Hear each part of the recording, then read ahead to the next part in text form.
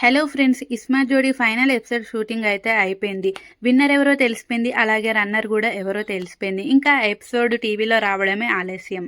అందరూ ఎలిమినేట్ అయిపోగా లాస్ట్కి అయితే 3 జంటలైతే మిగిలారు. అందులో ఆదిరెడ్డి, కవిత ఒకలైతే, అమర్ తేజు ఇంకొకరు, అలాగే ప్రేరణ, ఖమ్మం, శ్రీపదులు వీళ్ళ ముగ్గురు అయితే చివరి వరకు నిలిచారు. మిగతా వారందరూ ఒక్కొక్కరిగా ఎలిమినేట్ అవుతూ వచ్చారు.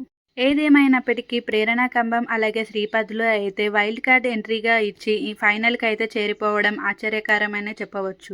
అలాగే ఆదిరెడ్డి, కవితలు కూడా అసలు ఫైనల్ వరకు వస్తారని ఎవరు ఎక్స్పెక్ట్ చేసి ఉండరు.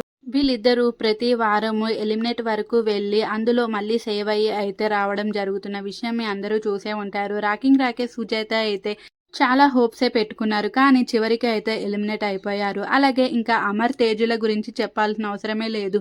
ఇస్మార్ట్ జోడీ స్టార్ట్ అయినప్పటి నుంచే మా అమర్ తేజులే విన్ అవుతారు, వాళ్ళే విన్ అవ్వాలి అంటూ అమర్ తేజు ఫ్యాన్స్ అయితే చాలా కాన్ఫిడెంట్గా ఉన్న విషయం మనందరికీ తెలిసిందే. అయితే ఓంకార్ షోలో ఏదైనా జరగవచ్చు, అది మనం ఎవరము ఎక్స్పెక్ట్ చేయలేము. ఇప్పటికీ కూడా అమర్ తేజు ఫ్యాన్స్ అయితే అమర్ తేజునే విన్ అయ్యారు అనేసి అపోహలు అయితే ఉన్నారు. కానీ అమర్ తేజు అభిమానులకైతే ఈ సాడ్ న్యూస్ చెప్పాలంటే చాలా బాధగా ఉంది. అమర్ తేజులు అయితే ఇస్మార్ట్ జోడీ విన్నర్ అయితే అవ్వలేదు.